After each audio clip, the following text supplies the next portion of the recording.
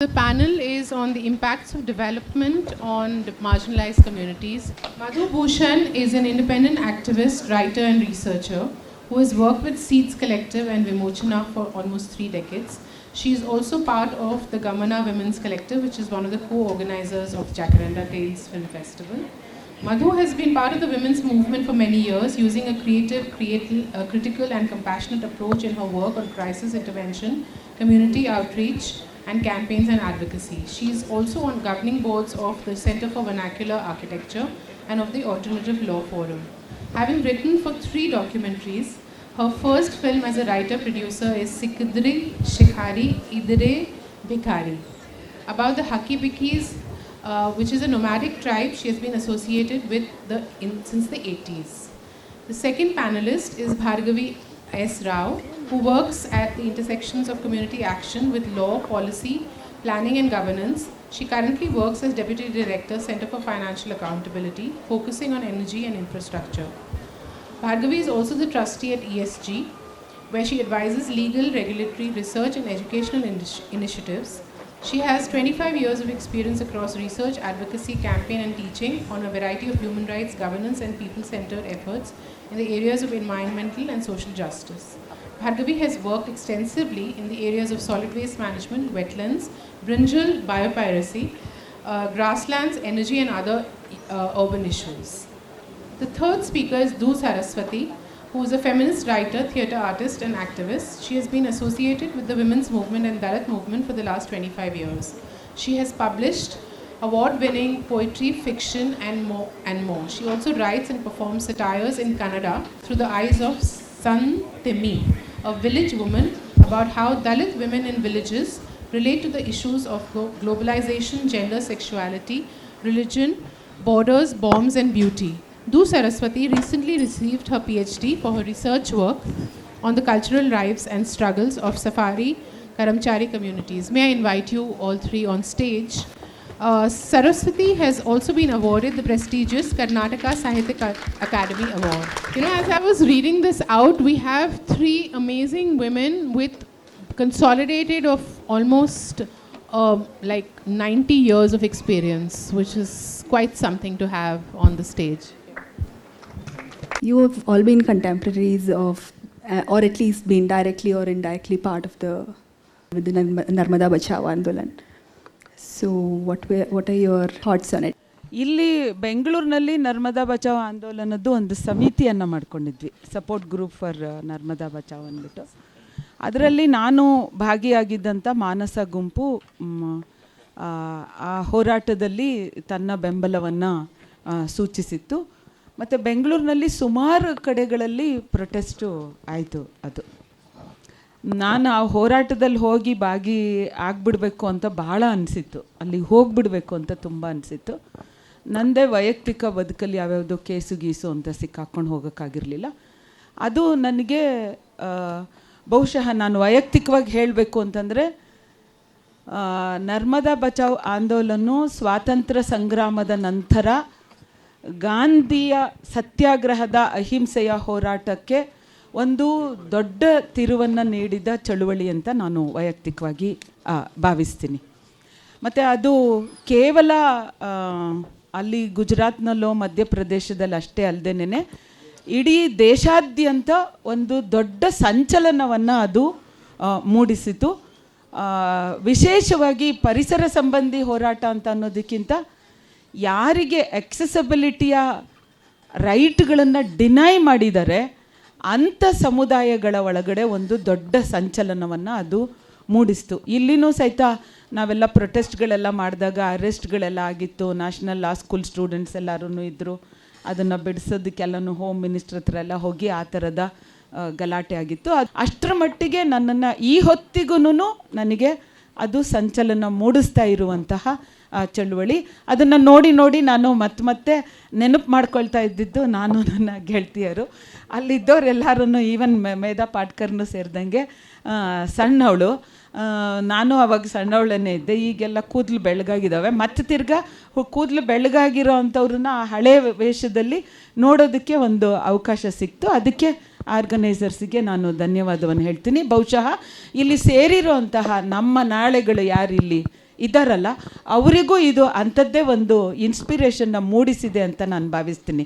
ಯಾಕೆಂದರೆ ಒಬ್ಬಳು ಹೆಣ್ಮಗಳು ಮಾತಾಡಿದ್ದು ಮಾತು ಕೇಳಿ ನನಗೆ ತುಂಬ ಚೆನ್ನಾಗಿ ಅನ್ನಿಸ್ತು. ಬಹುಶಃ ನಮ್ಮ ಮನಸ್ಸಿನಲ್ಲಿ ಏನು ಅನ್ನಿಸ್ತಾ ಇತ್ತೋ ಅದನ್ನು ಆಕೆ ಬಾಯಿನಲ್ಲಿ ಹೇಳಿದ್ಲು. ಅಷ್ಟರ ಮಟ್ಟಿಗೆ ಅದು ಈ ಹೊತ್ತಿಗೂ ಈಗಿನ ಯುವ ಜನಾಂಗಕ್ಕೂ ಅದು ಗೊತ್ತಿಲ್ಲದೆ ಇರ್ಬೋದು. ನರ್ಮದಾ ಬಚಾವ್ ಆಂದೋಲನ್ ಆ ಸಂಚಲನ ಮೂಡಿಸುವಷ್ಟು ಶಕ್ತಿಯುತವಾದ ಚಳವಳಿ ಅದು ಅಂತ ನಾ ಭಾವಿಸಿದ್ದೀನಿ. Many of us wanted to go to the Narmada. That became like the mecca of, activism.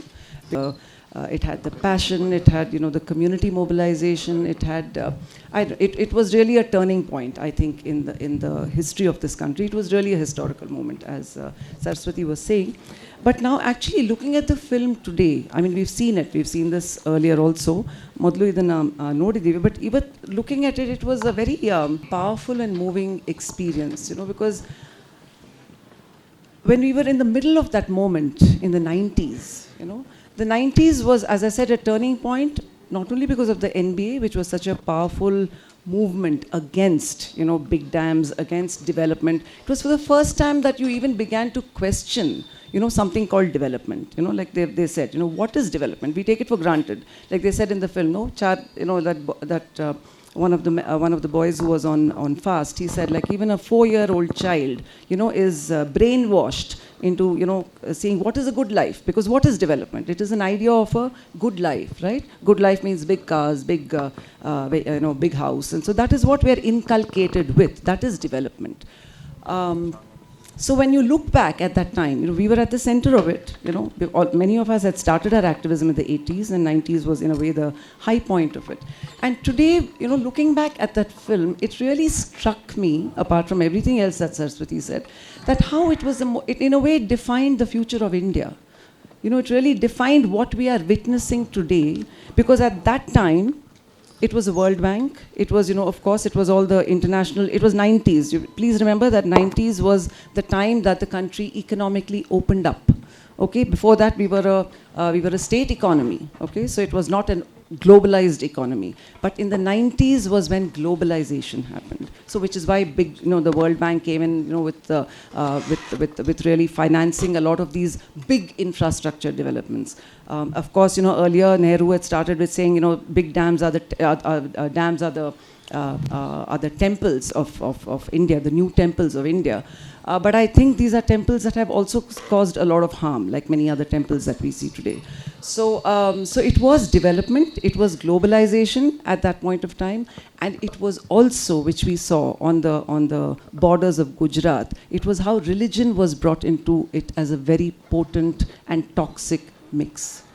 So I think you had, on the one hand, you had globalization, which was the opening up of the economy, and then you had, yes, culture is important. Yes, we have our traditions, which are so rich and which are so plural, which are so varied, as the tribals of Narmada will speak to you about. But which was the one culture that defined it was, again, using the name of Ram. So you had, poor Gandhi's Raghupati Raja Ram, became a kind of a invocation to push back, a non-violent struggle.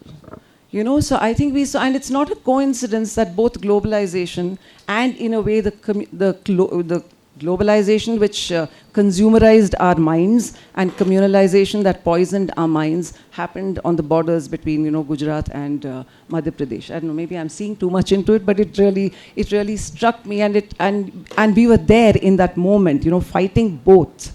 On the one hand, we were fighting this development because you could see the impact that it was happening. Systematically, we could see the impact of it. And on the other hand, we were also fighting the forces of communalization, because that was the moment when you had the destruction of the Babri Masjid.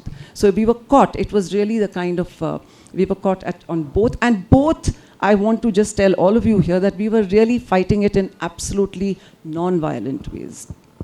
Sometimes you wonder, yes, I think we have to hold on to this, but then I think we have no choice. We have no choice, as somebody said, to keep relentlessly fighting it and to keep fighting both in very non-violent ways. And that is the takeaway I get from from the Narmada film, even today. I mean, whether it's Medha Patkar or the entire movement is absolutely phenomenal. And the fact that Medha can go on, in spite of, I mean, look at what has happened to, it was a huge battle that was won in one sense, but today the dam has come up and it has displaced all those thousands of people. And how much do we know about their lives? How much do we know?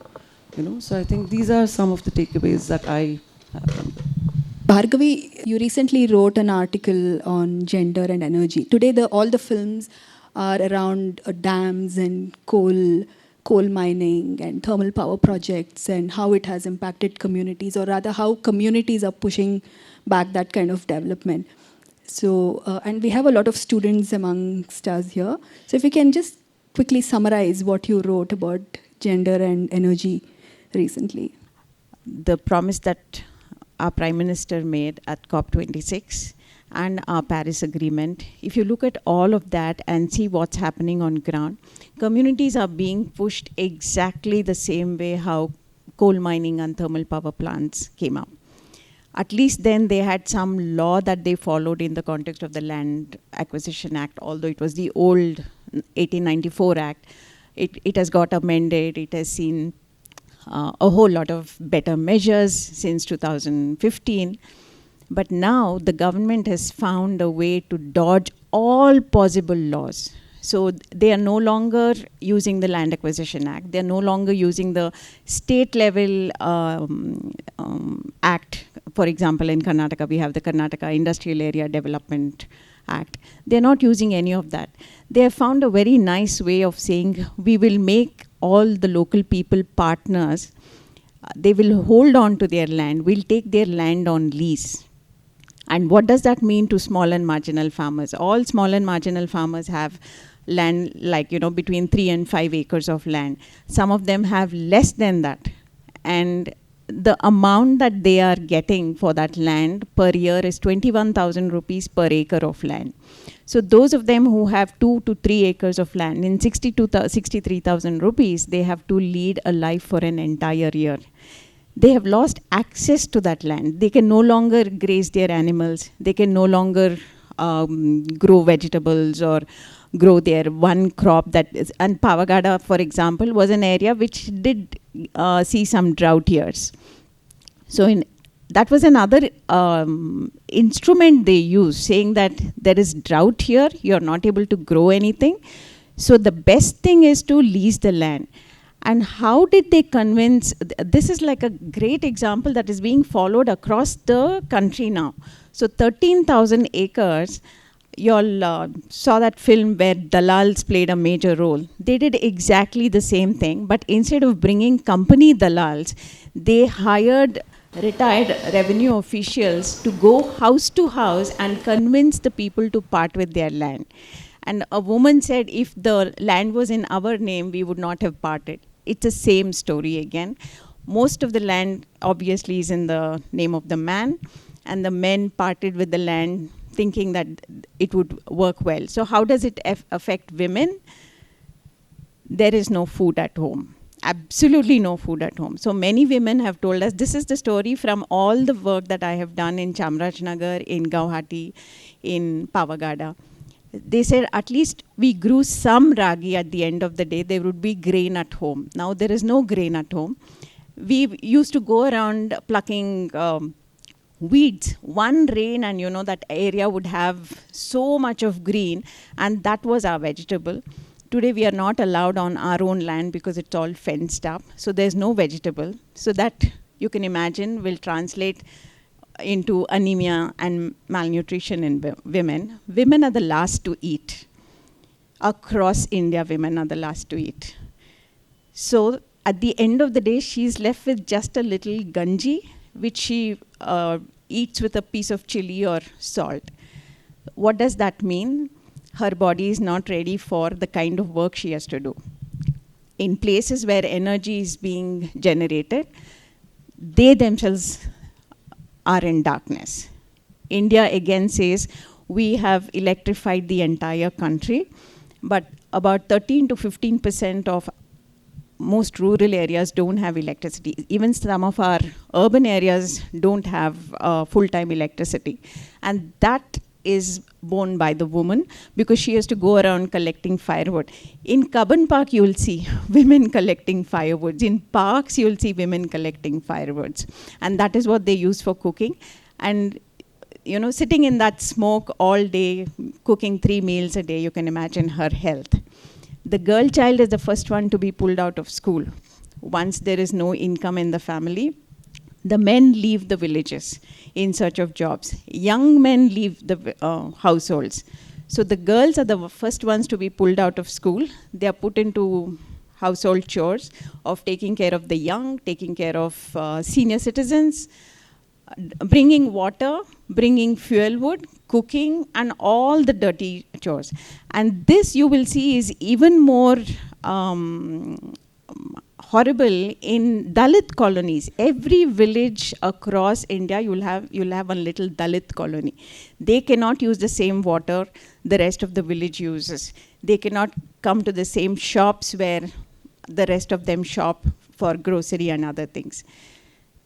So they have to walk long distances. All of this is bearing the, the brunt is by the young adults and girls and women. We have also seen young girls getting married very early. This has also pushed trafficking. Trafficking has increased in most of these areas because girl children have nothing else to do. They somehow want to ensure that they are not a burden on their parents. 3 years back, I was visiting one of the organizations which was looking into trafficking and shelter. The girl who was rescued and who was being prepared to give her evidence in court was from Pavagata. This paper that I wrote focuses on how energy and gender is a subject that we all need to talk about. I have a couple of more points. Sorry, I'm taking too much time. If you look at any of the annual reports of any of the companies, be it thermal power companies, coal companies, now the renewable energy companies, if you do a word search, the word women, woman, gender, adults and girl will come under their CSR section. And what have they done? They've distributed sewing machines, which reinforces gender. There is no other skill training that they can think of for women. Then if you look at who sits on the board, it's all men. Company after company, it is men. Look at the Department of Science and Technology. Look at the Ministry of Power. Look at the Ministry of New and Renewable Energy. It's all men. Unless there is one woman there, nothing will change. More recently, very recently, the Standing Committee on of the Parliament on Energy, on renewable energy, came out with a set of recommendations.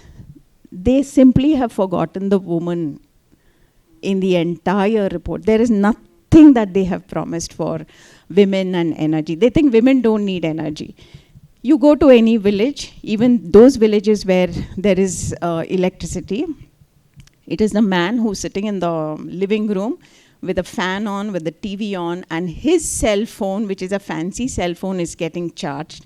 If you go into the kitchen, you will not even see that one light because they don't have the money to pay electricity bills. That one light is sufficient where all of the activities takes place. So the woman there again has no access to this basic electricity. The budget 2022, which our woman finance minister came out with, she also forgot the women. There is nothing in the entire budget that is in favor of women. Just go back and read the budget again. They have promised something to Anganwadis and something on mental health.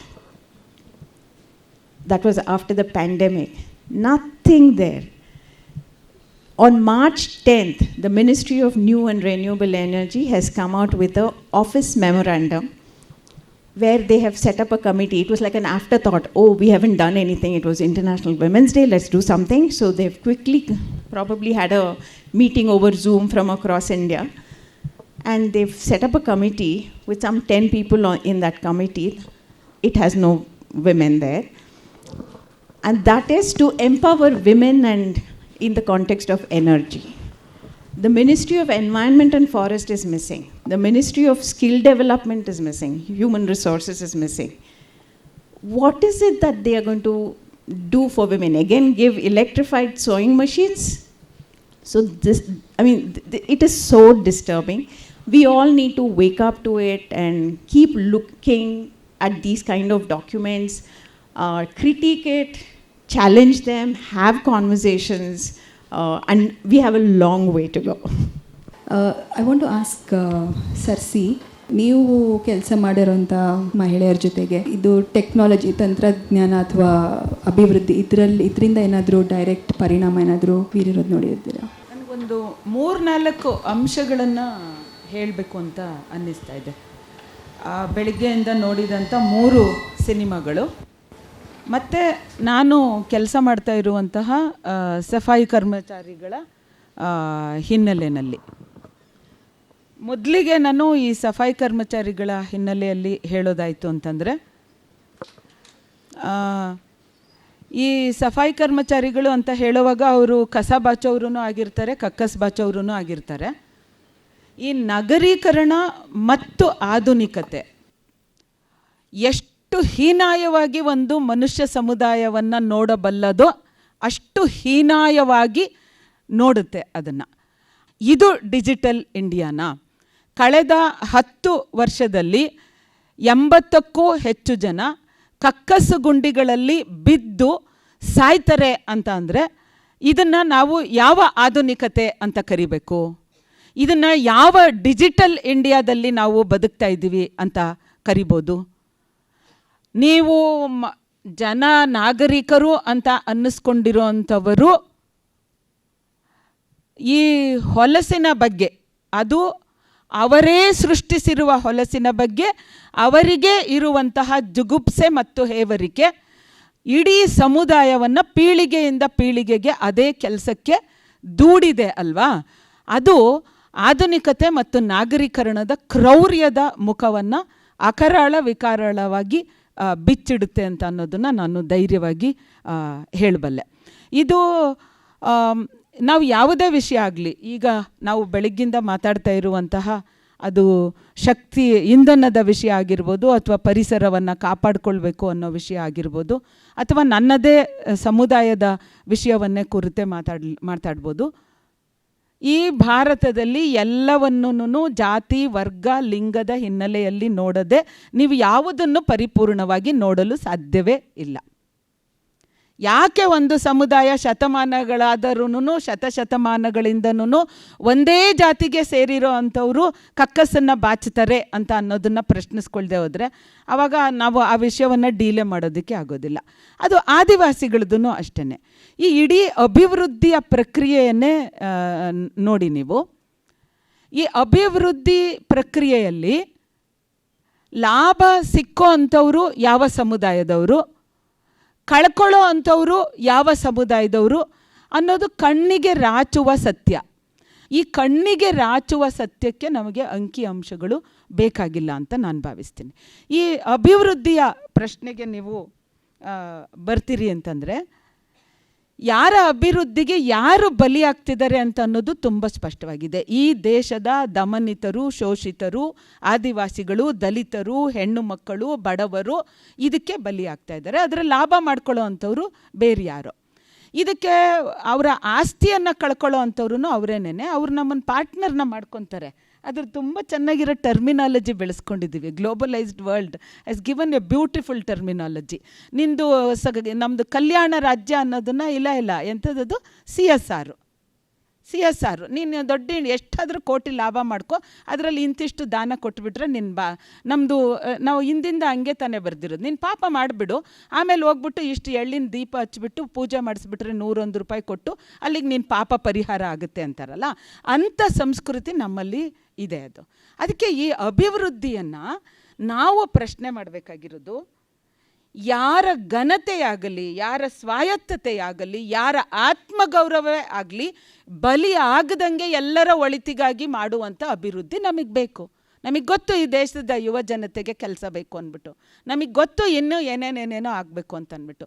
ಇನ್ನೂ ಏನೇನೋ ಆಗಬೇಕು ಅಂತ ಅನ್ನೋದನ್ನು ನನ್ನ ದೇಶದ ಜನರು ನಿರ್ಧಾರ ಮಾಡಲಿ. ವರ್ಲ್ಡ್ ಬ್ಯಾಂಕು ಡಿಸೈಡ್ ಮಾಡೋದು ಬೇಡ, IMF ಡಿಸೈಡ್ ಮಾಡೋದು ಬೇಡ, ನಮ್ಮ ರಿಲಯನ್ಸ್ ಅವರೂ ಡಿಸೈಡ್ ಮಾಡೋದು ಬೇಕಾಗಿಲ್ಲ.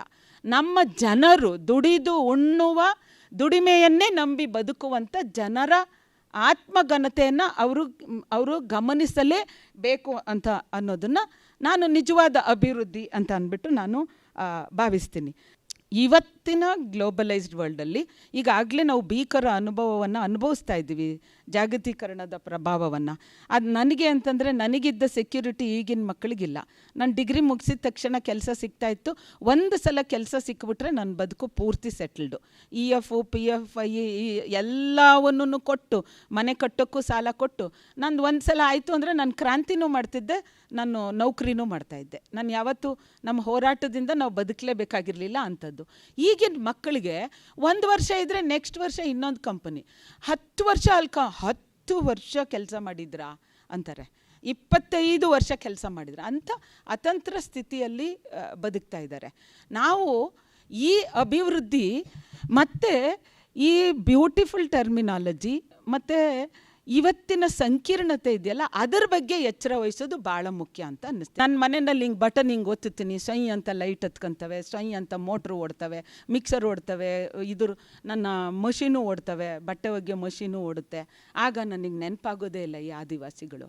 ಹೀಗೆ ನೆನಪಿಟ್ಕೊಳ್ಳೋ ಅಂಥದ್ದನ್ನು, ಈ ವೈರುಧ್ಯವನ್ನು, we are living in a world of contradiction. ಅದನ್ನು ಬಾಬಾ ಸಾಹೇಬರು ಸಂವಿಧಾನವನ್ನು ಅರ್ಪಿಸಬೇಕಾದ್ರೇ ಹೇಳಿದ್ರು, ಇವತ್ತಿಂದ ನಾವು ಒಂದು ವೈರುಧ್ಯದ ಕಾಲಘಟ್ಟಕ್ಕೆ ಕಾಲಿಡ್ತಾ ಇದ್ದೀವಿ.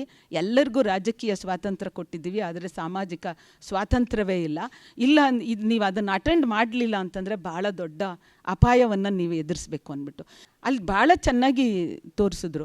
ಈ ಅಭಿವೃದ್ಧಿ ಅಂದರೆ ಎಲ್ಲರೂ ಒಟ್ಟು ತುಂಬ ಉಂಡು, ಎಲ್ಲರೂ ಒತ್ತೊತ್ತಿಗೆ ಮಲಗಿ, ಎಲ್ರಿಗೂ ಕೈ ತುಂಬ ಕೆಲಸ ಇದ್ದು, ನಾವು ಮಕ್ಕಳೆಲ್ಲ ಶಾಲೆ ಕಲಿತು, ಒಂದು ಆರೋಗ್ಯದ ವ್ಯವಸ್ಥೆ ಇದ್ದು, ತಣ್ಣಗೆ ಕಾಲು ಚಾಚ್ಕೊಂಡು ನಾವು ನೆಮ್ಮದಿಯಾಗಿ ಇರ್ತೀವಿ, ಸಂಜೆ ಹೊತ್ತಲ್ಲಿ 2 ಹಾಡು ಹೇಳ್ತೀವಿ, ಕತೆ ಹೇಳ್ತೀವಿ, ಸಿನಿಮಾನು ನೋಡ್ತೀವಿ ಅಂತ ಅನ್ನೋದು ಅಭಿವೃದ್ಧಿ ಆಗಬೇಕಾ? ಅಥವಾ ನಾನು ಜಗತ್ತಿನ ಪವರ್ಗಳಲ್ಲಿ, ನ್ಯೂಕ್ಲಿಯರ್ ಪವರಲ್ಲಿ ನಾನು ನಂಬರ್ 5 ಒಂದಾಗಿರಬೇಕು, ಮತ್ತು ಫೋರ್ಬ್ಸ್ನ ಪಟ್ಟಿಯಲ್ಲಿ, ಶ್ರೀಮಂತರ ಪಟ್ಟಿಯಲ್ಲಿ ಭಾರತೀಯರು 10ರ ಒಳಗಡೆ ಇರಬೇಕಾ? ಈ ಕೊಳ್ಳು ಬಾಕತನನ್ನು ಹೆಂಗೆ ಪರೀಕ್ಷೆ ಮಾಡ್ಕೊಳ್ಳಿ ನಾನು? ಅದಕ್ಕೆ ಒಂದು ಒಳ ಅರಿವು ಬೇಕು, ನನ್ನೊಳಗೆ ನಾನು ನೋಡಿಕೊಳ್ಳುವಂಥ ಅರಿವು. ಆ ನನ್ನೊಳಗೆ ನಾನು ನೋಡಿಕೊಳ್ಳುವಂಥ ಅರಿವಿನ ಯಾವ ಮಾಧ್ಯಮವೂ ನಮಗಿಲ್ಲ. ನಮ್ಮನ್ನು ಮರೆಸುತ್ತೆ, ವಾಸ್ತವತೆಯಿಂದ ನಮ್ಮನ್ನು ಮರೆಸುತ್ತೆ, ಸುಖದಲ್ಲಿ ಲೀನ ಆಗೋ ಹಂಗೆ ಮಾಡುತ್ತೆ. ಇನ್ನೊಬ್ಬರು ಸಂಕಟ ನನ್ನ ಪಕ್ಕ ಕೂತ್ಕೊಂಡು ಒಬ್ಬರು ಅಳ್ತಾ ಇದ್ರೂ ನಾನು ಆರಾಮಾಗಿ ಹಿಂಗೆ ಅನ್ಕೊಂಡು ಕೂತ್ಕೊಂಡಿರ್ಬೋದು. ನಾವು ಪ್ರಜಾಪ್ರಭುತ್ವದಲ್ಲಿ ಬದುಕ್ತಾ ಇದ್ದೀವಿ. ಆ ಪ್ರಜಾಪ್ರಭುತ್ವ ಏನನ್ನು ಹೇಳುತ್ತೆ ಹೇಳ್ರಿ? ಸಮಾನತೆಯನ್ನು ಹೇಳುತ್ತೆ, ಭ್ರಾತೃತ್ವವನ್ನು ಹೇಳುತ್ತೆ, ಸ್ವಾತಂತ್ರ್ಯವನ್ನು ಹೇಳುತ್ತೆ. ಸ್ವಾತಂತ್ರ್ಯ ಮತ್ತು ಸಮಾನತೆಗೆ ಭ್ರಾತೃತ್ವ ಅನ್ನೋದು ಇಲ್ಲದೆ ಹೋದರೆ ಅರ್ಥವೇ ಇಲ್ಲ ಅಂತ ಬಾಬಾ ಸಾಹೇಬರು ಹೇಳ್ತಾರೆ. You are me, you pain is mine and my pain is yours ಅನ್ನೋ ಒಂದು ಬಂಧುತ್ವ ಇಲ್ಲದೆ ಸಮಾನತೆಗೆ, ಸ್ವಾತಂತ್ರ್ಯಕ್ಕೇ ಅರ್ಥ ಇಲ್ಲ. ಅಂಥ ಸ್ವತಂತ್ರ ಭಾರತದಲ್ಲಿ ಯಾರು ಕಾಲನ್ನು ತೊಳೆಯುವುದು ಬೇಕಾಗಿಲ್ಲ, ಯಾರ ಹೇಲನ್ನು ಬಾಚುವುದೂ ಬೇಕಾಗಿಲ್ಲ. ನಾವು ಘನತೆಯಿಂದ ಬದುಕ್ಬೋದು, ನಾವು ಆತ್ಮವಿಶ್ವಾಸದಿಂದ ಬದುಕ್ಬೋದು. ಒಬ್ಬರ ಸ್ವಾಯತ್ತತೆಯನ್ನು, ಖಾಸಗಿತನವನ್ನು ಟ್ರೆಸ್ ಪಾಸ್ ಮಾಡಿದೆ ಅಂಥ ಅಭಿವೃದ್ಧಿ ಬಂತು ಅಂತಂದರೆ ಅದು ಜೀವಪರ ಅಭಿವೃದ್ಧಿ, ಅದು ಮಾನವ ಪರ ಅಭಿವೃದ್ಧಿ. ಯಾಕೆ ಹೇಳಿ ಆದಿವಾಸಿಗಳು ಯಾವತ್ತೂ ಪರಿಸರ ಹೋರಾಟದಲ್ಲಿ ಮರ ಅಪ್ಕೊಂಡ್ರು? ಚಿಪ್ಕೋ ಮೂಮೆಂಟಲ್ಲಿ ಹೆಣ್ಮಕ್ಳು ಮರ ಕಡಿಯೋಕ್ಕೆ ಮೊದಲು ನನ್ನ ಕಡ್ದಾಕು ಅಂತ. ಯಾಕೆ ಅಂದರೆ ಈ ಎಲ್ಲ ಜನರು ಪ್ರಕೃತಿಯೊಂದಿಗೆ ನಿಕಟ ಬಾಂಧವ್ಯವನ್ನು ಹೊಂದಿದ್ದಾರೆ. ಪ್ರಕೃತಿಯ ಇಡೀ ಸೈಕಲ್ ಗೊತ್ತು, ಅದು ಸದಾ ಪುನರಾವರ್ತನೆಗೊಳ್ಳುವ, ಪುನರುಜ್ಜೀವನಗೊಳ್ಳುವಂಥದ್ದು, ರೀಸೈಕಲ್ ಆಗ್ತಾನೇ ಇರುತ್ತೆ. ಕೊನೆಯೂ ಇಲ್ಲ,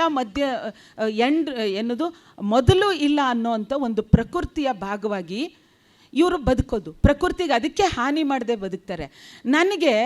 ನಂದು ಒಂದು 20 ಮಾಡಿ ಕಟ್ಟಡದಲ್ಲಿ ಒಂದು ಸಣ್ಣ ಪಾಟ್ನು ನಾನು ಇಟ್ಕೊಳ್ಳೋಕ್ಕಾಗಲ್ಲ, ಮಣ್ಣಿಗೆ ಕೈಯೇ ಇಡೋದಿಲ್ಲ. ಎಷ್ಟು ಜನ ನಾವು ಮಣ್ಣಿಗೆ ಕೈ ಇಡ್ತೀವಿ ಗೊತ್ತೇ ಆಗೋದಿಲ್ಲ. ಅದರಲ್ಲಿರೋ ಮೈಕ್ರೋ ಆರ್ಗ್ಯಾನಿಸಮ್ ಕೊಳೆತು ನಾತೋಗ್ಬಿಡ್ತೀವಿ. ಇಲ್ಲ, ಆ ಮೈಕ್ರೋ ಆರ್ಗ್ಯಾನಿಸಮ್ಸ್ ಇಲ್ಲ ಅಂದರೆ ಚೆನ್ನಾಗಿ ತಿಂದು ಗೊಬ್ಬರ ಮಾಡಿ ಮೇಲೊಂದು ಗಿಡ ಬೆಳೆಸ್ತವೆ. ಅದು ನಮಗೆ ಗೊತ್ತೇ ಇಲ್ಲ. ಇದು ಲಿಂಗತ್ವದ ಪ್ರಶ್ನೆ. ಹೆಣ್ಣು ನೋಟದಿಂದ ನೋಡುವಂಥದ್ದು. ಸ್ತ್ರೀವಾದ ಅಂತಂದರೆ ಏನು? ಇಡೀ ಜಗತ್ತನ್ನು, ಕೇವಲ ಮಹಿಳೆಯರ ವಿಷಯವನ್ನೆಲ್ಲ, ಇಡೀ ಜಗತ್ತನ್ನು ಒಂದು ಹೆಣ್ಣಿನ ನೋಟದಿಂದ ನೋಡುವಂಥದ್ದು. ಹೆಣ್ಣಿನ ನೋಟ ಅಂತಂದರೆ ಏನು? ಪ್ರೀತಿ. ಅದು ಪ್ರೀತಿ ಅಂತ ಅನ್ನೋದು ಏನು ಅಂತಂದರೆ ಸುಮ್ಮನೆ I love you, you love me ಅನ್ನೋ ಡ್ಯುಯೆಟ್ ಆಡಲ್ಲ ಅದು. ಪ್ರೀತಿ ಅಂದರೆ ನೀನು ಹೇಗಿದ್ದೀಯೋ ನಿನ್ನನ್ನು ಇಡಿಯಾಗಿ ನಾನು ಒಪ್ಪಿಕೊಳ್ಳುವುದು, ನಾನು ಹೇಗಿದ್ದೇನೋ ನನ್ನ ಎಲ್ಲ ಇತಿಗಳ ಮುಂದೆ ನನ್ನ ಶಕ್ತಿಯ ಜೊತೆಯಲ್ಲಿ ನೀನು ನನ್ನನ್ನು ಒಪ್ಪಿಕೊಳ್ಳುವಂಥದ್ದು. ಆ ಪ್ರೀತಿಯ ರಾಜಕಾರಣನೇ ಹೆಣ್ಣು ಮಕ್ಕಳ ರಾಜಕಾರಣ.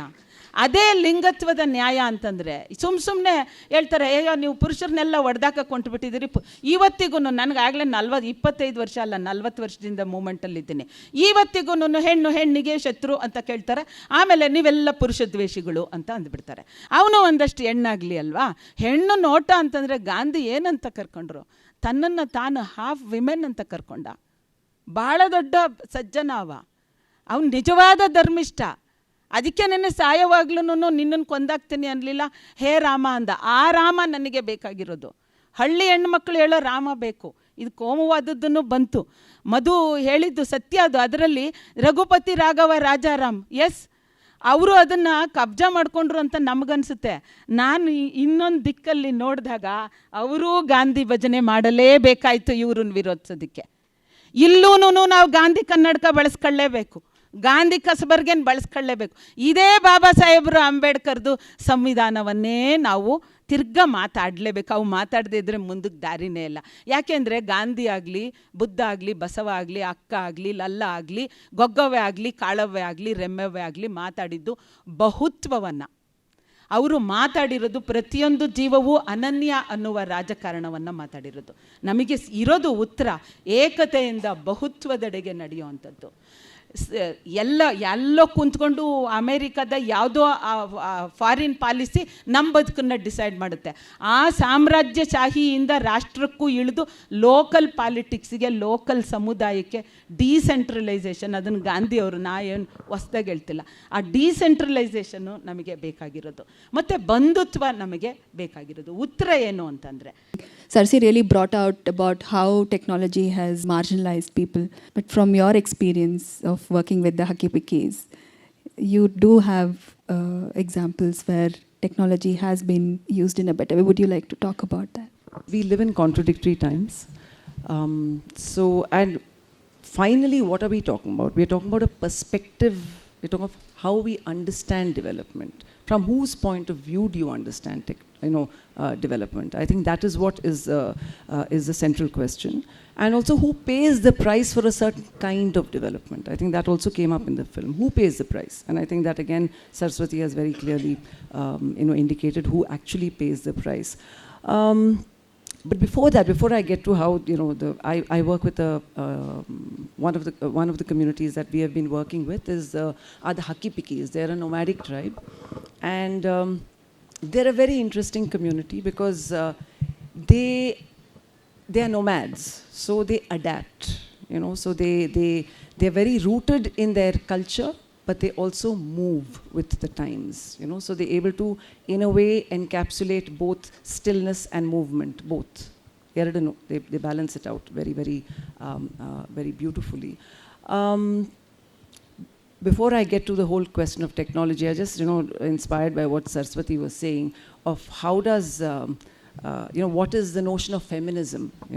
Feminism is not anti-male. It is not just talking about, violence against women, but it is a whole perspective. It's a perspective on the very core issues of our time, whether it's that of justice, whether it's that of equality, whether it's that of fraternity. I think it's a perspective on that, from a women's point of view or a feminist perspective, which is inclusive. And I think one of the women in the last film that we saw said it beautifully, that dance, which is at karma, she says that is for me development, where each one is holding your hand and you're in a way dancing to a similar rhythm. Okay, and I think for me development is a disruption of that rhythm, which actually is very organic and very natural. So I'll just tell you a little story of one of our old men, in the Hakki Pikki tribe. His name is Division. Okay, and he comes from, and actually their names are an indicator of the way that they internalize progress. Okay, it's not as if they live, it's not as if they shun development, it's not as if they shun modernity, not at all. They accept it very easily, very organically, and they make it part of themselves. They make it part of themselves. They don't become part of the development project. They make development part of them. So even in their naming, that's what they do. You know, they have names like High Court, okay, they have names like police, they have names like constable, they have names like, what, Manu, do you remember? Anyway, that's how, huh? Apple Rani. Like when I first went there to the community in the late 80s, I was invited for a marriage. They're all over Karnataka. They're basically from Gujarat, but they've, you know, traveled all over, and in Karnataka they're called the Hakki Pikkis. So when I went first there, you know, this was in the 80s, in the late 80s, I got a wedding invitation, okay? And this was after, you know, Blue Star, Operation Blue Star and all that, you had this thing. So then you had, I got an invitation where government's daughter was marrying Punjab's son. Okay? So this is, I mean, they have a very natural sense. They have names like English, British. I mean, they are global citizens, right? So, you know, they have no kind of borders or boundaries at all. So anyway, so Division is one of the older men of the community. He must be in his 80s or something now. So, of course, the Hakki Pikkis are also very matriarchal. They're matriarchal, okay? So, in fact, it's the women, traditionally, it's the women who used to go out to work. They're the more mobile ones, because they go out, you know, they go out from town to town, village to village, and they pass between borders. As I said, borders mean nothing to them, whether it's between village and city or whether it's between countries, it makes no sense to them at all. So they just very easily pass by. So, the women are the ones who used to go, you know, to make money. They're the ones, the bread earners, they are the ones, and the men would stay behind and look after the children and cook and do all of that, and of course also go hunting, because they're basically hunters, you know, who hunt in the forest. But so it's a very matriarchal society with both the men and women are equally, the whole notion of gender is very, very different. But of course, violence is there. You know, violence is very endemic, and violence, I suppose, because men are stronger, so they tend to, you know, really dominate over the women in terms of physically. But even that, we've had lots of fights where the women fight back. But that's a different story. But Division, apparently, in his younger days, was a very, very violent man. And he used to, you know, beat his wife, you know, and the wife was very small. And he used to, you know, he was telling us how he used to carry her in his kanklali itkondu odaಡ್ತಿದ್ದೆ, because child marriage then, no? So he had married his wife when she was some 6 or 7, and so kanklali itkondu odaಡ್ತಿದ್ದೆ, but he used to also beat her very badly. And you know, they used to tell stories of how he used to, you know, drag her through the village and all with her hair and all that. So then later on in life, of course, today Division is a very, very loving grandfather, and he's got a whole lot of grandchildren, and he dotes on his granddaughters. Okay, he really dotes on his granddaughters. So I was asking him, I said, you know, why is it that yen yatak isht krurvage, you know, what was the reason for you to be so brutal and so violent? Why would you know, beat up Nourail, you know, like this? So he's telling me, he said, Illama, you know, ಇದು ದೇವರಿದಾನಲ್ಲ, ಅವನು ಒಂದು ಭಾಳ ದೊಡ್ಡ ತಪ್ಪು ಮಾಡಿಬಿಟ್ಟ. ಅವನು ಈ ಮಕ್ಕಳು ಹೇರೋ ಕೆಲಸ ಇದೆಯಲ್ಲ, ಅದು ಬರೀ ಹೆಂಗಸರು ಕೊಟ್ಬಿಟ್ಟ. ಸೊ ಮಕ್ಕಳು ಹೇರಿದ್ರೆ ಅದೊಂಥರ ಪ್ರೀತಿ, ವಾತ್ಸಲ್ಯ ಅದೆಲ್ಲ ಬರುತ್ತಲ್ಲ, ಮಗುನ ನೋಡ್ಕೋಬೇಕು ಅಂತ. ಸೊ ಅದೆಲ್ಲ ಪೂರ್ತಿ ಹೆಣ್ಮಕ್ಳು ಕೊಟ್ಬಿಟ್ಟ. ನಮಗೆ ಅದೇನು ಜವಾಬ್ದಾರಿನೇ ಇಲ್ಲ. ದೇವ್ರು ಏನು ಮಾಡಬೇಕಾಗಿತ್ತು ಅಂತಂದರೆ, but of course there also there's a gender, you know, selfishness there. So he said, ಏನು ಮಾಡಬೇಕಾಗಿತ್ತು ಅಂದರೆ ದೇವರು ಅದನ್ನ ಡಿವೈಡ್ ಮಾಡಿಬಿಡ್ಬೇಕಾಗಿತ್ತು. ಸೊ ಹೆಣ್ಮಕ್ಳು ಮಕ್ಕಳನ್ನ ಹೇರೋ ಕೆಲಸ ಕೊಡೋದು, ಅಂದರೆ ಗರ್ಭಿಣಿಯಾಗಿ ಮಗುನದು, ಬಟ್ ಆ ಮಗುಗೆ ಹಾಲು ಕುಡಿಸೋದು. You know, men should have had breasts, so that ಆ ಹಾಲು ಕುಡಿಸೋ ಕೆಲಸ ಗಂಡಸರಿಗಿದ್ದಿದ್ರೆ ಬಹುಶಃ ಅವ್ರಿಗೆ ಒಂದು ಮಮತೆ, ಪ್ರೀತಿ, ಏನೋ ಒಂದು ಬೇರೆ ಒಂದು ಜೀವನ ಒಂದು ಇದು ಮಾಡ್ತಾ ಇದೀವಲ್ಲ, ಅದು ಕೊಟ್ಟಿದ್ರೆ maybe it would have been a better world ಅಂತ. So I found that to be a very, very beautiful metaphor, you know, on everything that we've been talking about, you know. But why is it that we become so brutal and we say, you know, that hyper masculinity it's not just a question of man versus woman. It's a question of why is this notion of masculinity, this aggressive masculinity, which I feel is very much part of the development paradigm. progress, growth, success, all that is highly, highly masculine. Whereas the feminine vision is more, as we've been saying, more inclusive of everybody, take everybody along with you. Ubuntu, there's a whole concept of Ubuntu, which is there. You are because I am because you are. So these are the values I think that should be at the core of any society. Yeah, so then to come back to, what you asked, that what is, how, because as I said, this is a community that organically, processes any kind of development and uses it to its own advantage. So we were making this film, which Anchal, said that I was part of making this film called Sikkidre Shikari Illadidre Bikari. Okay, so that in a way encapsulates their philosophy, because they live by the day. ನನಗೆ ಇವತ್ತು ನಾನು ಕಾಡಿಗೆ ಹೋದರೆ ನನಗೆ ಏನಾದ್ರು ಒಂದು ಸಿಕ್ಕಿದ್ರೆ what ever this thing I am hunting, ಅದು ಸಿಕ್ಕಿದ್ರೆ ನಾನು ಶಿಕಾರಿ, ಸಿಗದೇ ಬೇಕಾರಿ. ಹೋಗ್ತೀನಲ್ಲಿ ಒಂದು ಚಿಪ್ ತೊಗೊಂಡು ಹೋಗ್ತೀನಿ, ಯಾರೇನು ಕೊಡ್ತಾರೋ ತೊಗೊಂಡು ತಿಂತೀನಿ ನಾನು. Both don't affect me. ನಾನು ರಾಜ ಆದರೂ ಆಗಿರಲಿ, ನಾನು ಒಂದು ಭಿಕಾರಿ ಆದರೂ ಆಗಿರಲಿ, I will, it's equanimity. I will accept both with equanimity. ನಾನು ರಾಜನ ಥರನೂ ಬದುಕ್ತೀನಿ, ನಾನು ಭಿಕಾರಿ ಥರನೂ ಬದುಕ್ತೀನಿ, ನನಗೇನು ಅಭ್ಯಂತರ ಇಲ್ಲ. For me that is a very evolved way of being.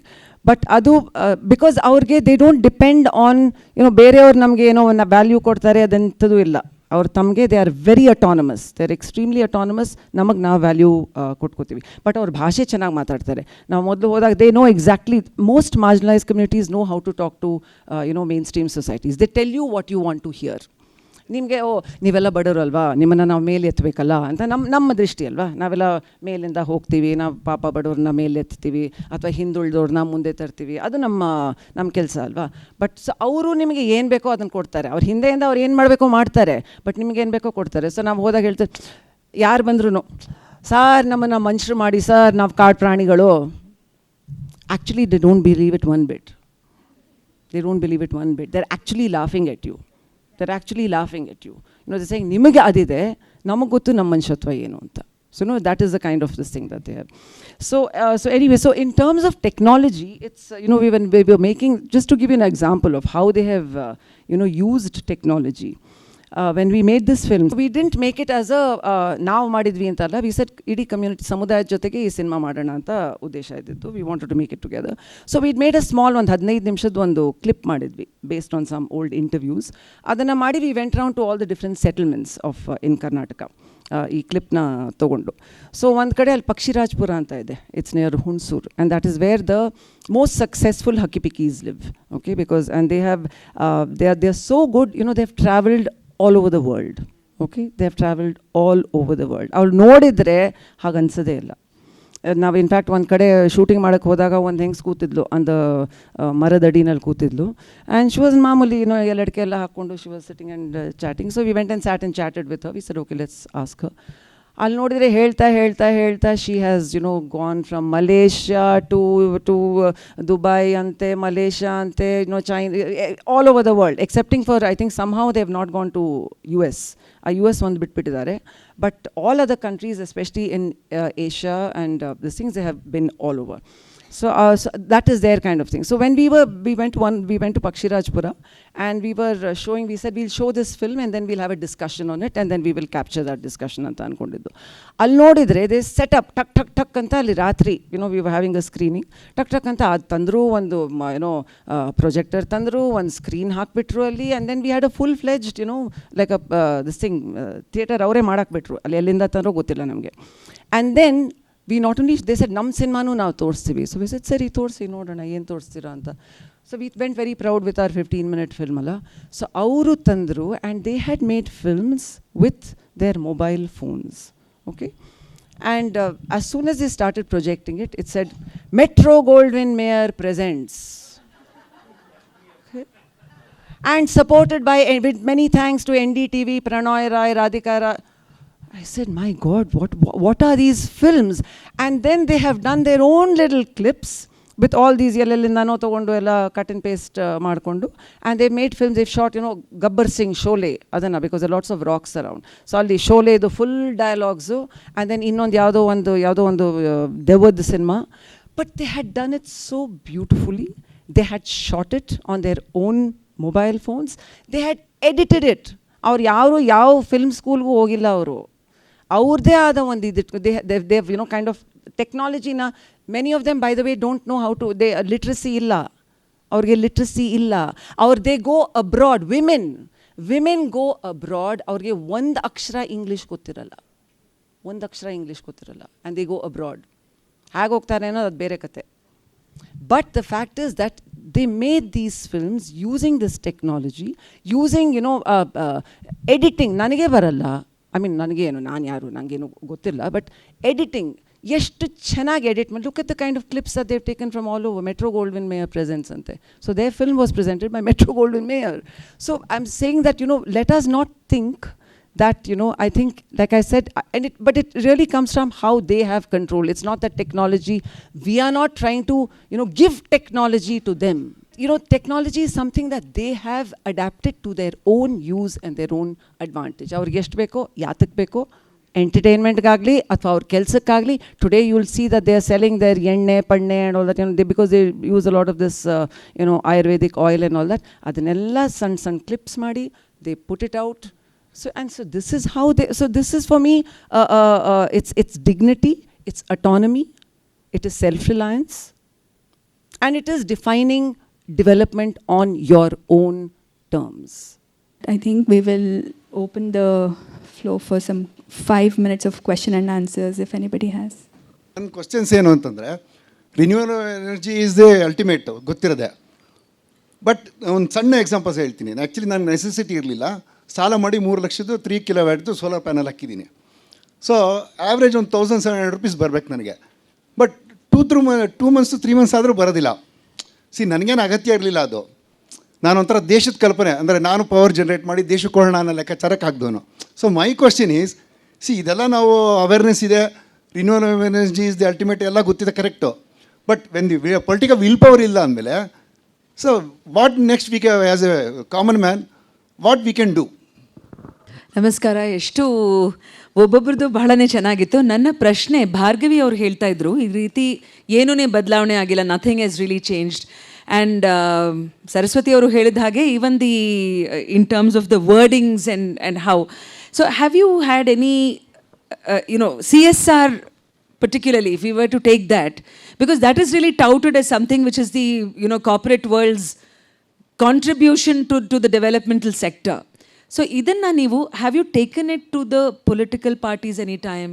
Has there been a further dialogue? How is the other side to even know that this is what the reality is? Because I do see people in the corporate sector who are well intentioned, but they have no idea that this is what the reality is. Hege, how to bridge the gap? ಅವ್ರು madam ಹೇಳಿದ್ರು, ಅಂದ್ರೆ ನಾವೆಲ್ಲ ಹೆಣ್ಣು ಗಂಡು ಧರ್ಮ ಬರೀ ಜಾತಿ ಅದ್ರ ಬಗ್ಗೆ ಮಾತಾಡತ್ತೀವಿ. ಅಂದ್ರೆ ಹೆಣ್ಣು ಗಂಡು ಅದೇ ಮುಖ್ಯ ಅಲ್ಲ. ಒಳ್ಳೆ ಕೆಲಸ ಮಾಡೋಕ್ಕೆ ಹೆಣ್ಣಾದ್ರೇನು ಗಂಡಾದ್ರೇನು ಯಾರಾದ್ರೂ ಉಪಯೋಗ ಇಲ್ಲ. ಅಂದ್ರೆ ರಾಮನಾಥ್ ಅವ್ರು ಹೇಳ್ತಾರೆ, ದೇವರು ದಾಸಿಮಯ್ಯವರು, ಮೊಲೆ ಮೂಡಿ ಬಂದರೆ ಹೆಣ್ಣೆಂಬರು, ಗಡ್ಡ ಮೀಸೆ ಬಂದಡೆ ಗಂಡೆಂಬರು, ನಡುವೆ ಸುಳಿಯುವ ಆತ್ಮವು ಹೆಣ್ಣು ಅಲ್ಲ ಗಂಡು ಅಲ್ಲ ಅಂತಂದು. ಅಂದರೆ ಹೆಣ್ಣು ಗಂಡು ಮುಖ್ಯಲ್ಲ. ಈಗ ನೋಡಿರಿ, ನಾನು ಹೋಗಿ ಇವತ್ತೇನೋ ಒಂದು ಮಾತಾಡಿದೆ ಅಂದ್ರೆ ನಾಳೆ ಹಾಕ್ಬಂದು ನಾನು ಬಂದು ಬಡಿತಾರಲ್ಲೇ. ಅಂದರೆ ಹೆಣ್ಣು ಮಾತಾಡ್ರೆ ಬಿಡಂಗಿಲ್ಲ, ಹೆಣ್ಣಿಗೆ ಅವ್ರು ಗೌರವ ಕೊಡ್ತಾರಂತಲ್ಲ, ಹೆಣ್ಣನ್ನು ಮುಟ್ಟಕ್ಕಾಗಲ್ಲ. ಆದ್ರೆ ನಾ ಇವತ್ತೇನಾರ ಮಾತಾಡ್ರೆ ನಾನು ನಗಲ್ಲ 4 ಗುಂಡಗಳು ಬಡ್ದು ನಾಗಲ್ಲ ಹಾಸ್ಪಿಟ್ಲಾಗ ಇರ್ತೀನಿ. ಹೆಣ್ಣಿಗೆ ಆ ಶಕ್ತಿ ಐತೆ, ಯಾವಾಗಲೂ ಐತಿ. ಅದಕ್ಕೋಸ್ಕರ ದ್ಯಾಮವ್ವ ದುರ್ಗವ್ವ ಇವರೆಲ್ಲರೂ ದೊಡ್ಡ ಉಗ್ರ ರೂಪಾಗಿ ಇಟ್ಟಿವಿ ಎಲ್ಲರೂ. ಮತ್ತು ಇಲ್ಲ ತಪ್ಪಿದ್ರೆ ಕ್ಷಮಿಸಿ, ನಾ ಹಂಗೆ ಹೇಳ್ತಿಲ್ಲ, ಅನಿಸಿದ್ದು ಹೇಳ್ತೇನೆ. ಮತ್ತು ನಾವು ಕೆಡಕರು ಅಂತಂದು ಹೇಳ್ಕೊಂಡು ಹೊಂಟೆ. ಯಾವಾಗಲೂ ಕಬೀರ್ ಒಂದು ಮಾತು ಹೇಳ್ತಾರೆ, ಕೆಡಕರನ್ನು ನಾವು ಹುಡುಕುತ್ತಾ ಹೊರಟೆ, ಕೆಡಕರು ಯಾರು ಸಿಗೋದಿಲ್ಲ ಜಗದೋಳು, ಕೊನೆಗೆ ನಾನು ನೋಡಿ ನನಗಿಂತ ಕೆಡಕರು ಯಾರಿಲ್ಲ ಅಂತಂದು. ಅಂದ್ರೆ ನಾನು ಶುದ್ಧ ಆದರೆ ಎಲ್ಲ ಚೆಂದ ಆಗುತ್ತೆ, ಉಳಿಕೆದೆಲ್ಲ ಸ್ವಚ್ಛ ಇರುತ್ತೆ. ಅದಕ್ಕೋಸ್ಕರ ಹೆಣ್ಣು ಗಂಡು ಜಾತಿ ಧರ್ಮ ಯಾವುದೂ ಅಂದೆ ನಾವು ಒಳ್ಳೆ ಕೆಲಸ ಸಾತ್ವಿಕವಾಗಿ ಮಾಡಿದ್ರೆ ಎಲ್ಲ ಶುದ್ಧವಾಗಿರ್ತಂತೇಳಿ ನಾನು ಥ್ಯಾಂಕ್ ಯು. ಬೆಳಗ್ಗೆಯಿಂದ ನನ್ನ ಅನಿಸಿಕೆ ಹೇಳಬೇಕು ಅಂತ ಅಂದ್ಕೊಂಡಿದ್ದೆ. ಆ ಫಿಲಮ್ಗಳು ನೋಡಿದ್ಮೇಲೆ ನರ್ಮದಾ ಬಚಾವ್ ಆಂದೋಲನ ಆಗ್ಬೋದು, ಬೆಳಗ್ಗೆ ಎದ್ದಿದ್ದಾಗ್ಬೋದು, ಅವತ್ತಿಗೂ ಇವತ್ತಿಗೂ ಬದಲಾವಣೆ ಆಗಿಲ್ಲ ಅಂತಲ್ಲ, ತುಂಬ ಬದಲಾವಣೆ ಆಗಿದೆ. ಅವತ್ತು ತಿಂಗಳಾನ್ಗಟ್ಟಲೆ ಉಪವಾಸ ಮಲ್ಕೊಳ್ತಾ ಇದ್ದರು. ಆ ಸ್ಲೋಗನ್ಸು, ಅವರು ಯಾವುದೇ ವಿದ್ಯಾಭ್ಯಾಸ ಮಾಡಿಲ್ಲ, ಆದರೆ ಅವರ ಹಕ್ಕುಗಳಿಗೋಸ್ಕರ ಯಾವ ರೀತಿ ಹೋರಾಡ್ತಾ ಇದ್ರು, ಯಾವ ರೀತಿ ಅವರು ಆ ಬ್ಯಾಗ್ಗಳನ್ನು ಹಾಕ್ಕೊಂಡು ತಿಂಗಳಾನ್ಗಟ್ಟಲೆ ಆ ಮಕ್ಕಳ ಜೊತೆ ಓಡಾಡ್ತಾಯಿದ್ರು. ಇವತ್ತು ನಾವು ಎಷ್ಟು ಭಯದ ವಾತಾವರಣದಲ್ಲಿದ್ದೀವಿ ಅಂತಂದರೆ, ಗಟ್ಟಿಯಾಗಿ ಮಾತಾಡೋಕ್ಕೋ ಯಾವುದಾದ್ರೂ ಪ್ರೊಟೆಸ್ಟ್ ಇದೆ ಅಂತಂದ್ರೂ ಯಾವುದೋ ಒಂದು ನಾಮಕರಣ ಇದೆ, ಅದಿದೆ ಇದಿದೆ ಅಂತ ಹೇಗೆ ತಪ್ಪಿಸ್ಕೊಳ್ತಾರೆ. ಮತ್ತು 2 ಅವರ್ ನಿಂತ್ಕೊಳ್ಳೋ ಕಡೆ ಒಂದು ಅರ್ಧ ಗಂಟೆಗೆ ಸಾಕಪ್ಪ ಅಂದರೆ ಒಳಗಡೆ ಇದೆ. ಆದರೆ ಅಷ್ಟೊಂದು ಹುರುಪನ್ನು ನಾವು ಕಳ್ಕೊಂಡಿದ್ದೀವಿ. ಆ ಪ್ರೊಟೆಸ್ಟ್ ಮಾಡೋದು ಇದು ಮಾಡೋದು ಅದೆಲ್ಲ ಜೂಮ್ ಮೀಟಿಂಗ್ನಲ್ಲಿ ಮಾತಾಡಿಕೊಂಡು ಚಾಟಿಂಗ್ನಲ್ಲಿ ಇದು ಮಾಡಿಕೊಂಡು ಹೋರಾಟ ಅನ್ನೋದು ಆ ಮಟ್ಟದಲ್ಲ, ಅದರಲ್ಲಿ ಕಾಲ್ಭಾಗ ಕೂಡ ನಮ್ಮಲ್ಲಿ ಆ ಹುರುಪು ಹೋಗಿದೆ. ಮಾತಾಡ್ತೀವಿ ಅಂತಂದರೂ ಬಾಯಲ್ಲಿ ಮಾತಾಡಲ್ಲ, ಚಾಟಿಂಗ್ನಲ್ಲಿ ಮಾತಾಡ್ತೀವಿ. ಆ ಮಟ್ಟಕ್ಕೆ ನಾವು ಬದಲಾವಣೆ ಆಗಿದ್ದೀವಿ. ಮತ್ತು ನಮ್ಗೆ ಆ ಹುರುಪು ಬರಬೇಕು, ಆದರೆ ಭಯ ಇದೆ. ಜಾಸ್ತಿ ಮಾತಾಡಿದ್ರೆ ಖಂಡಿತ ಬೆಳಿಗ್ಗೆ ತೋರಿಸಿದ್ರಲ್ಲ ನಸೀರುದ್ದೀನ್ ಶಾ ಇದರಲ್ಲಿ ಲಾಸ್ಟಲ್ಲಿ ಪೊಲೀಸ್ನವ್ರು ಬಂದು ನೀನು ಡೆವಲಪ್ಮೆಂಟ್ ಇದ್ರ ಬಗ್ಗೆ ಮಾತಾಡ್ತಾ ಇದ್ದೆ, ಗೌರ್ಮೆಂಟ್ ಇದ್ರ ಬಗ್ಗೆ ಅಂತ. ಅದಂದರೆ ಅದು ಹೌದು, ನೀನು ಮಾತಾಡಿದ್ರೆ ಇದ್ರ ಬಗ್ಗೆ ಅಭಿವೃದ್ಧಿ ಬಗ್ಗೆ ವಿರುದ್ಧವಾಗಿ ನೀನು ದೇಶದ್ರೋಹಿ ಅಂತ ಹೇಳಿ ತೊಗೊಂಡೋಗ್ತಾರೆ ಅನ್ನೋ ಭಯ ಕೂಡ ಇದೆ. ಬರೀ ಗಂಡಸ್ರಿಗೆ ಹೊಡೆಯೋದಲ್ಲ, ಗಂಡಸ್ರಿಗಾದರೆ ಹೊಡಿತಾರೆ, ಹೆಂಗಸರಿಗೆ ಇನ್ನೂ ಬೇರೆ ಏನೇನೋ ಮಾಡ್ತಾರೆ, ಅದೆಲ್ಲರಿಗೂ ಗೊತ್ತಿರೋದೆ. ಆ ಹುರುಪನ್ನು ನಾವು ಕಳ್ಕೊಳ್ಬಾರ್ದು, ಅಟ್ಲೀಸ್ಟ್ ಮಾತಾಡೋದನ್ನು ಕಲ್ತ್ಕೊಳ್ಬೇಕು ಅಂತ ನಾನು ಹೇಳ್ತೇನೆ. ನನ್ನ ಮಾತನ್ನು ಒಂದು ರೂಫ್ ಟಾಪ್ ಸೋಲಾರ್ ಯಾತಕ್ಕೆ ಆಗ್ತಾ ಇಲ್ಲ ಅಂದರೆ ಅದಕ್ಕೆ ನೀವು ಹೇಳ್ದಂಗೆ ಪ್ರೋತ್ಸಾಹ ತುಂಬ ಕಡಿಮೆ ಇದೆ. ಇವಾಗ ಸಿಂಪಲ್ ಎಕ್ಸಾಂಪಲು, ಬೆಂಗಳೂರಿಗೆ 3-4 ಕಡೆಯಿಂದ ಪವರ್ ಬರ್ತಾ ಇದೆ. ರಾಯಚೂರು, ಬೆಳ್ಳಾರಿ, ಸಂದೂರು ಥರ್ಮಲ್ ಪವರ್ ಸ್ಟೇಷನಿಂದ, ಮತ್ತು ಪಾವಗಾಡಲ್ಲಿ 13,000 ಎಕರೆ ಎನರ್ಜಿ ಬೆಂಗಳೂರಿಗೆ ಬರ್ತಾಯಿದೆ. ಮತ್ತು ಮಧ್ಯದಲ್ಲಿ ಒಂದು ಸ್ವಲ್ಪ ವಿಂಡು, ಬೇರೆ ಸಣ್ಣ ಪುಟ್ಟದ್ದು ನ್ಯೂಕ್ಲಿಯರಿಂದ ಹಾರ್ಡ್ಲಿ ಎನಿಥಿಂಗ್ ಬರ್ತಾ ಇರೋದು.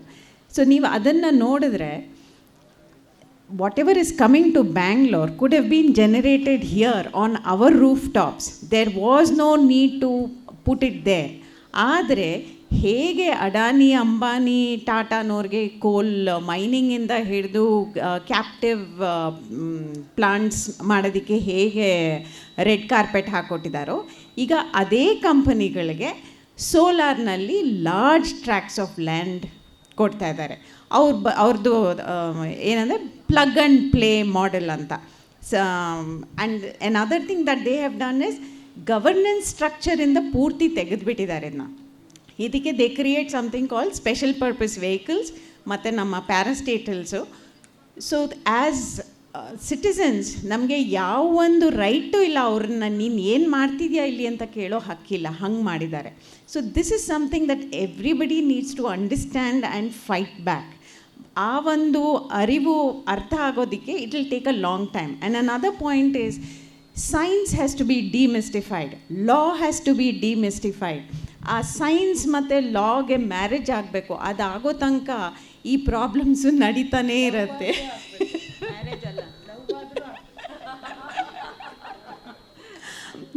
ಮತ್ತು CSR ಪ್ರಶ್ನೆಯಲ್ಲಿ CSRನವ್ರಿಗೆ ಒಂದು 18 ಏರಿಯಾಸ್ ಇದೆ where they can do. So ನೀವು if you do a evaluation of all the CSR work, for them it is just 2% of their profit that they just have to get rid of by March 31st. So ಈಗ ಒಂಥರ after like an afterthought they have set up a little committee, and that committee does very soft little things.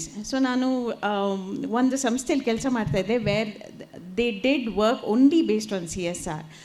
ಅಲ್ಲಿ if you look at it, we were working with Anganwadis. They were not looking at the Anganwadi building, they were not looking at the toilets, they were not looking at the food, what the children were eating, the quality of teachers, teaching. They were only providing teaching aids. ಆ teaching ಏಡ್ಸ್ನ sapphire ಟಾಯ್ಸ್ಗೆ ಹೋಗಿಬಿಟ್ಟು colour plastic ತಂದುಬಿಟ್ಟು ಎಲ್ಲ 60 ಅಂಗನವಾಡಿನ ನಾನು evaluate ಮಾಡಿದ್ದೆ. 60 ಅಂಗನವಾಡಿಲೂ ಆ ಒಂದು plastic ಟಾಯ್ಸ್ನ ತುಂಬಿ ಇಟ್ಟಿದ್ರು. ಆ ಟೀಚರ್ಸ್ನ ಮಾತಾಡಿದಾಗ ನಮಗೆಲ್ಲ ಗೊತ್ತು ಅಂಗನವಾಡಿ ಟೀಚರ್ಸ್ ಎಷ್ಟು ಕಷ್ಟಪಡ್ತಾರೆ, ಎಷ್ಟು ಒಂದು ಒರಿಜಿನಾಲಿಟಿ ಇರುತ್ತೆ ಅದರಲ್ಲಿ ಅಂತ. ಒಂದು ಅಂಗನವಾಡಿ ಟೀಚರ್ ನೆಲದ ಮೇಲೆ ಮಕ್ಕಳ ಹತ್ರ ಅಕ್ಷರ, ನಂಬರು ಎಲ್ಲ ಬರ್ಸಿದ್ರು. ಯಾವುದ್ರಲ್ಲಿ ಬರ್ಸಿದ್ರು ಅಂದರೆ ತನ್ನ ಮನೆಯಲ್ಲಿ ಅಡುಗೆ ಮಾಡಿ ದಿನ ಹುಣಸೆ ಬೀಜ ಕಲೆಕ್ಟ್ ಮಾಡಿ ಆ ಹುಣಸೆ ಬೀಜದಲ್ಲಿ ಮಕ್ಕಳಿಗೆ ಆರ್ಟ್ ವರ್ಕು.